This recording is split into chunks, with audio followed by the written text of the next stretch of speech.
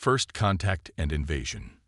The Vraxian Empire had conquered 17 star systems in the last century alone. Their method was always the same: identify a world with resources or strategic value, classify its native species, and deploy the appropriate level of force. It was clinical, efficient, and, until they encountered humans, entirely effective. Supreme War Director Thrazak's scales rippled with irritation as he studied the holographic display of Earth's third colony world, Proxima Centauri, known to its human inhabitants as New Eden. The colony was supposed to have fallen 3 standard cycles ago. Instead, the reports coming in made no sense. Tell me again how these primitive mammals have managed to repel 3 waves of voidhounds. Thrazak's voice was dangerously calm as he addressed Science Commander Vex. Vex's tendrils twitched nervously. The initial assessment classified humans as Category 4 primitives. Their technology is rudimentary: chemical propellants, basic fusion energy, limited genetic manipulation. By all measurements, they should have been overrun within days. And yet, Thrazak's upper eyes narrowed while his lower pair scanned the battle statistics. And yet they appear to have biological countermeasures we did not anticipate. The holographic display shifted to show footage from the battlefield. The Voidhounds, 12-foot-tall predators with exoskeletons that could withstand most conventional weapons, were being systematically taken down by what appeared to be smaller animals. What am I looking at, Science Commander? Humans call them dogs, War Director, domesticated descendants of pack-hunting predators from their homeworld. On the display, a pack of large, muscular canines coordinated their attack against a voidhound. 3 distracted it from the front, while 2 others attacked its sensitive leg joints from behind. The creature toppled, and the dogs targeted its vulnerable throat. "This should be impossible," Thrazak muttered. The Voidhounds were engineered to instill terror in even the most disciplined military units. How are these pets able to function in combat conditions? That's what we've been analyzing. Vex brought up biological data. Unlike our war beasts, which are engineered for maximum aggression and pain tolerance, these creatures have been selectively bred by humans for approximately 30,000 Earth years. They've developed a complex social bond with humans, allowing them to operate in high-stress environments as long as their human handlers are present. 30,000 years. Thrazak's scales paled. You're telling me these mammals have been conducting biological warfare longer than our species has had spaceflight? Not warfare exactly, Vex corrected cautiously. More like partnership. The humans didn't force this evolution through technology. They guided it through cooperation. Thrazak turned all 4 eyes to the next display, showing a different human colony world. Here, the humans had deployed something else entirely. And these? He pointed to small winged creatures swarming over a group of razor stalkers, another Vraxian war beast. Insects called bees. The humans have maintained a mutualistic relationship with them for millennia, primarily for food production, but apparently with military applications as well. The recording showed thousands of bees targeting the razor stalker's eyes and breathing orifices. The war beasts, engineered to withstand bullets and energy weapons, had no defense against the tiny attackers and were thrashing in blind panic. "This is absurd," Thrazak hissed. "You're telling me these Category 4 primitives have turned every creature on their planet into a weapon?" "Not weapons," came a new voice. "Allies." Sub-Director Melia, head of cultural analysis, stepped forward. Unlike the others, she had advocated for caution when dealing with Earth from the beginning. "The distinction matters," she continued, approaching the display. "Our war beasts obey because we designed them to fear us more than the enemy. The human animals fight alongside their companions because of bonds formed over thousands of generations. Our preliminary analysis suggests they have similar relationships with dozens of species." Thrazak was about to respond when an alert flashed across the command center, a secure transmission originating from New Eden Colony. Against his better judgment, he authorized the connection. The holographic display shifted to show a human female with dark hair pulled back tightly, wearing what appeared to be a simple uniform with insignia Thrazek didn't recognize. "This is Commander Elena Chen of the Earth Defense Forces Interspecies Combat Division," she began without preamble. "I understand you're the ones responsible for the oversized cockroaches you've been dropping on our colonies." The sheer audacity stunned the Vraxian command staff into silence. Humans were supposed to be cowering, begging for mercy, not opening diplomatic channels with casual insults. Thrazek recovered first. "You address War Director Thrazek of the glorious Vraxian Empire. Your species has been deemed suitable for resource extraction. Your resistance, while noted, will ultimately prove futile." The human's expression didn't change. "That's an interesting perspective. We were just updating your species classification in our database. I suggested technologically advanced, but evolutionarily stunted, but my xenobiology team thought that might be overly harsh." Melia made a small choking sound that might have been suppressed laughter. Thrazek shot her a warning glare.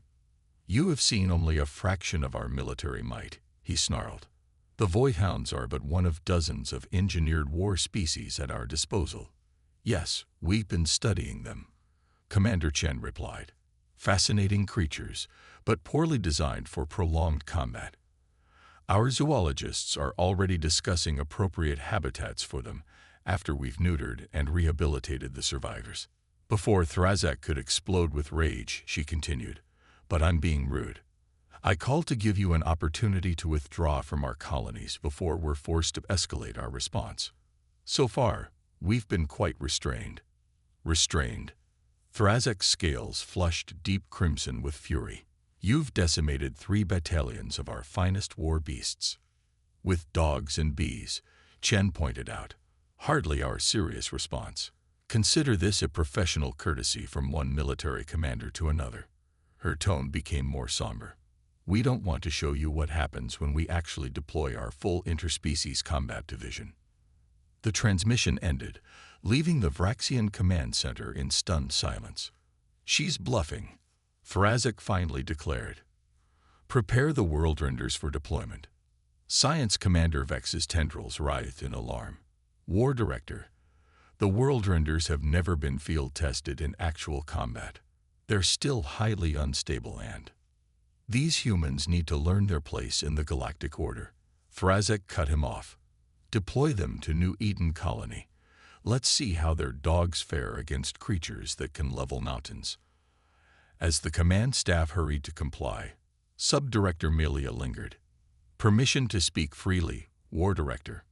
Briefly, "I believe we may be underestimating these humans. Their approach to other species suggests a fundamentally different evolutionary path than ours. While we conquered our world's other life forms, they formed alliances. That flexibility might indicate capabilities we haven't yet observed." Thrazek considered her words briefly. "Your concern is noted, Subdirector, but the Worldrenders will settle this matter once and for all." Back on New Eden, Commander Elena Chen ended the transmission and turned to her second-in-command, Major Sunil Patel. "Well, that went about as expected," she said, striding toward the command center's exit. "They'll either retreat to reconsider or escalate dramatically." "My money's on escalation," Patel replied, falling into step beside her. Authoritarian military hierarchies rarely back down after public challenges. "What's our next move?" Chen smiled grimly as they entered a massive hangar where hundreds of personnel were preparing various animal units for combat. Dogs of every breed from Belgian Malinois to Caucasian Shepherds were being equipped with lightweight body armor. Handlers worked with trained ravens and hawks wearing tiny camera systems. And in specialized sections, more exotic partnerships were being readied. "We show them why humanity never faced its deadliest predators alone," Chen said, "and why cooperation beats domination every time."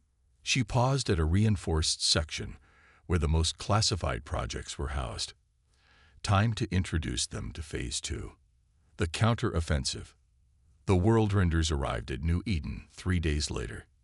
Each massive transport pod that crashed through the atmosphere contained a single beast, a mountain of muscle, tooth, and claw that stood 30 feet tall on its hind legs.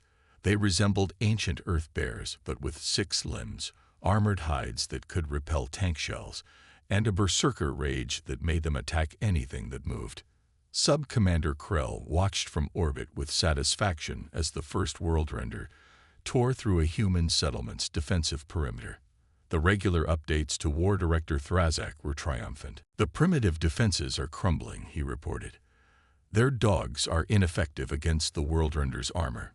Victory is assured within 12 hours. That estimate lasted exactly 17 minutes until the humans deployed their next countermeasure.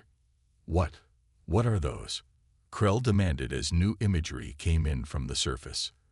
The tactical officer manipulated the display, zooming in on creatures emerging from the tree line near the human colony. They moved with liquid grace on 4 powerful legs, their bodies covered in rosette patterns, their yellow eyes fixed on the world renders with predatory focus. According to Earth databases, they appear to be large felines, the officer reported. "Jaguars and tigers, primarily." "More pets," Krell scoffed. "Not exactly," science specialist Zara interjected, studying the biological readings. "These show signs of genetic enhancement, not full engineering like our war beasts, but targeted modifications to existing species. They're approximately 40% larger than their natural counterparts, with enhanced musculature and what appears to be some form of neural augmentation." On the display, the big cats moved with impossible coordination, spreading out to surround a world render. Unlike the dogs, they didn't engage directly. Instead, they stalked, waited, and watched. "They can't possibly bring down something that size," Krell said, but uncertainty had crept into his voice. As if responding to his doubt, the scene shifted. The world render charged at one of the tigers, which simply melted away into the underbrush. As the massive beast pursued, it triggered something, a hidden trap that snapped around its leg with enough force to crack even its reinforced bones. "They're using the cats as bait," Zara whispered. "Sophisticated tactical thinking," another analyst noted with professional admiration. "The cats understand the strategy without direct commands. That level of interspecies cooperation is unprecedented." Before Krell could respond, the situation deteriorated further. The injured world render bellowed in pain and rage. But instead of scaring off the felines, the sound seemed to trigger a new phase of the attack. Dozens of smaller shapes darted from hiding places, swarming over the world render. "Honey badgers," Zora identified them, her voice tinged with horrified respect. "Possibly the most fearless mammalian predators on Earth, naturally resistant to toxins, impervious to pain, and utterly relentless once they attack." The enhanced honey badgers targeted the world render's eyes, nostrils, and the wound on its leg, biting and clawing with seemingly suicidal determination. The massive war beast thrashed and roared, but couldn't dislodge its tiny attackers. Krell couldn't find words. "A coordinated multi-species assault," Zora finished for him. "The large cats with strategic intelligence, the honey badgers with fearless aggression. And," she paused as new signatures appeared on the sensors. "Now this."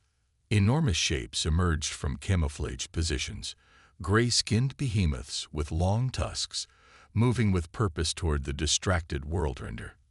"Earth elephants," Zora continued, "augmented like the others, but already among the largest land animals on their planet. Highly intelligent, social, and capable of wielding simple tools. And they appear to be angry." The elephants converged on the world render, which was now half-blind from the honey badger attacks. With surprising speed for creatures their size, they coordinated their assault, hammering the war beast with tusks and massive foreheads until it collapsed. Similar scenes were playing out across the battlefield. Each world render, engineered to be an unstoppable force of destruction, was being systematically dismantled by teams of Earth animals working in concert. "Update War Director Thrazak," Krell ordered, his voice hollow. "The situation has evolved." On the planet's surface, Commander Elena Chen and Major Patel observed the battle from their mobile command center. Tiger Team Alpha has neutralized Target 3, a communications officer reported. Elephant Heavy support has contained Target 7. The honey badgers are. She paused, listening to her headset. Being honey badgers, sir. Effective but difficult to direct once engaged. That's why we love them, Chen replied with a tight smile. Status on the orbital reinforcements. Vraxian vessels are maintaining position, but sensors indicate they're powering weapon systems. Chen nodded. Time for the final. Then, signal Aquatic Division to commence Operation Deep Strike. Patel raised an eyebrow. The Orcas? Are you sure that's necessary? This isn't just about winning this battle, Sunil.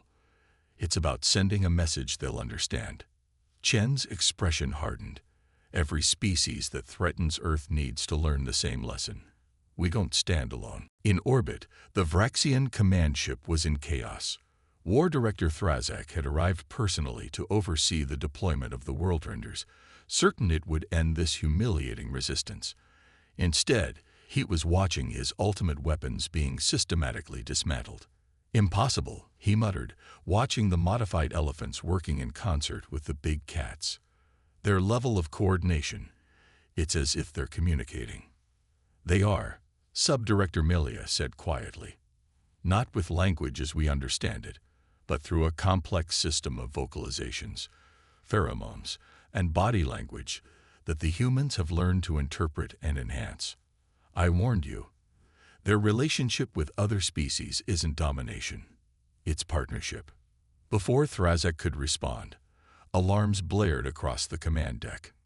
Multiple impacts detected on vessels 4, 7, and 9. A tactical officer called out. Hull breaches reported. Impacts. From what? The humans have no orbital weapons platforms. The answer came a moment later as external cameras captured something breaching the ocean's surface below. Massive black and white forms launching from the water with impossible velocity, propelled by what appeared to be mechanical augmentation systems. Orcas. Millia identified them. Her voice filled with academic fascination despite the dire circumstances. Ocean predators. Highly intelligent, social hunters that naturally target creatures larger than themselves. They appear to have been fitted with some kind of propulsion system fat. Another orca breached, this time striking a Vraxian vessel with pinpoint accuracy, its reinforced skull crashing through hull plating never designed to withstand such a bizarre attack. This is madness, Thrazak hissed. They've turned their planet's apex predators into living weapons. Not weapons, came a familiar voice as all displays suddenly shifted to show Commander Chen. Allies. There's a difference. How did you access our communication system? Thrazak demanded. Chen ignored the question. Your war beasts are impressive, War Director. Truly. But they fight because you designed them to fear you more than death itself. Our partners fight alongside us because we've spent thousands of years building trust, understanding, and mutual respect.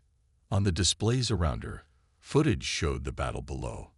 Not just the animals fighting, but human handlers working alongside them, tending to injuries, providing tactical guidance, and most surprisingly, showing affection even in the midst of combat. This is your final warning, Chen continued.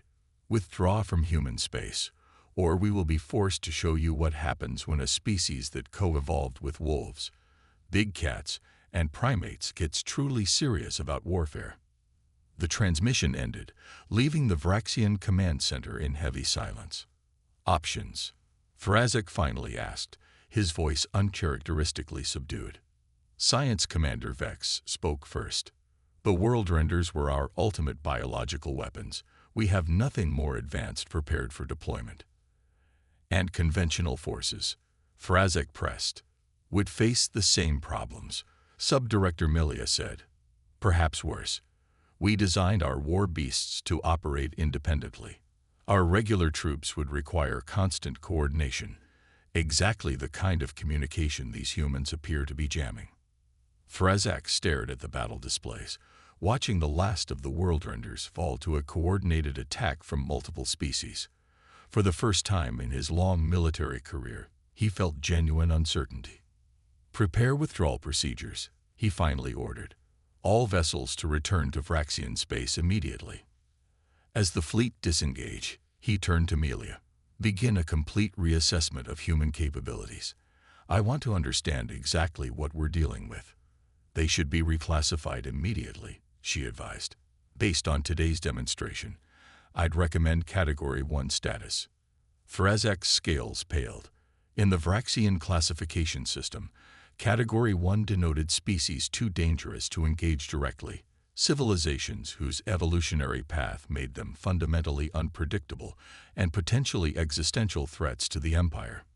"Prepare the documentation," he agreed. "And Melia, include a special note regarding their relationship with other species. It may be," he searched for the appropriate word, "instructive." On New Eden, Commander Chen watched the Vraxian fleet retreat. Beside her, a massive German shepherd pressed against her leg, looking up expectantly. "Good work, Max," she said, scratching behind his ears. "I think they got the message." Major Patel approached, tablet in hand. "Casualty reports coming in. Minimal human losses, and the veterinary units are treating the animal injuries. The enhancement modifications are holding stable. Recovery rates should be excellent." Chen nodded, her expression solemn as she surveyed the battlefield. "Make sure every animal gets the best care possible. They fought for us today. We owe them nothing less." "Do you think the Vraxians will be back?" Patil asked. Chen considered this as she watched the rehabilitation teams already at work, humans treating injured animals with the same urgency and care they showed their human comrades. "Eventually, perhaps, but they'll come with a different approach." She smiled slightly. "And maybe a better understanding of what makes humans dangerous. It was never our technology or our numbers. It was our friends," Patel finished, watching as a tiger handler cradled the massive cat's head, whispering praise while medics treated its wounds. "Exactly. In trying to create the perfect war beasts, the Vraxians forgot the most important lesson in evolution." Chen knelt to examine Max's paw, gently removing the thorn. "Real strength comes from cooperation, not domination." In the distance, a triumphant trumpeting from the elephant unit signaled another successful mission completed. Earth's defenders, human and animal alike, were heading home together.